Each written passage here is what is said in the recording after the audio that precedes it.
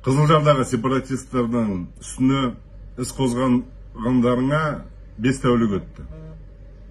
Асылов, бас прокурор мырза, Мұхамеджанов, ішкі істер министрі. Сол 5 тәуліктің нәтижесінде бір-екі адам шығып бірдеңені үріп атыр. Жоқ, біз ешқандай Қазақстанға қарсы емеспіз деген далбаса өтірік сөздерді айтып атыр. Жан тәтті.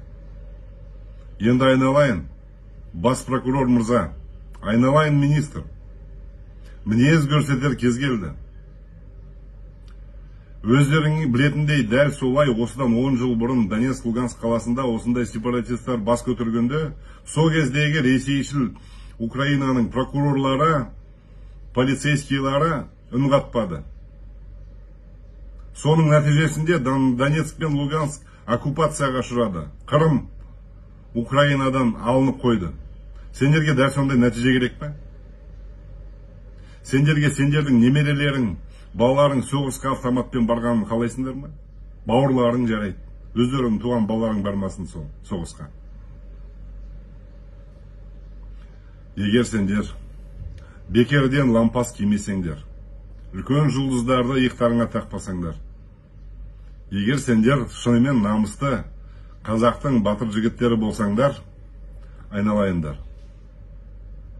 Асылов мырза, біздің ортақ достарымыз айтқан еді. Осы Берік Асылов деген нағыз қазақ, нағыз қол мерген, қарсынан бірде-бір қазық шалмайды, бәрін атып түсіреді. Дәл солай енді. Тек қана қол мерген емес, сепаратистіктерге де қарсы мергендігіңізді танытыңыз. Айналайын, прокурор. Сол сепаратисттерді отырғызыңыздар. Тікелей эфирде көрсетіңіздер сол сотты. Сонда басқа оңбаған сепаратисттерден латентті жүрген қазір үндемей бізге соғысты шақырып, Ресейді қолдап жүрген Өскеменде, Семейде, Оралда, Қостанайда, солар тіл байланып қалсын, солар отырсын, үндемей, тырп етпей. Сол үшін сендер сыптауларың керек, осы 19 адамды, бір адамдай. Жолы оңай табу, кезінде міне мынау Марғұлан мен Донатты отырғыздыңдар ғой.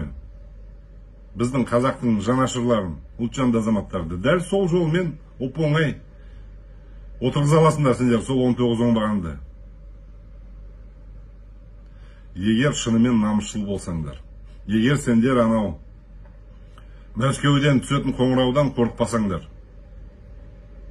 шынымен сендер Ресейдің оңтүстік федералдық округінің ген прокурор емессің, Берік Асылов мырза. Сен де, Мұхамеджанов мырза, Қазақстан деген тәуелсіз елдің ішкі істер министрісің. Сен Ресейдің губерниясының ДВД-ның бастығы емессің. Соны дәлелдеп беріңдер, қазақ жеріне, қазақ еліне.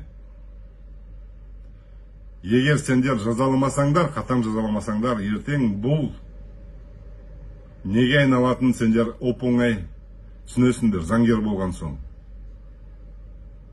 Әділетті сот оларда заңды түрде жауапқа тартпаса, онда бірнеше түрлі партизандар самосуд жасайтын білесіңдер. Соған итермелейсіңдер бе сендер? Көрсетіңдер.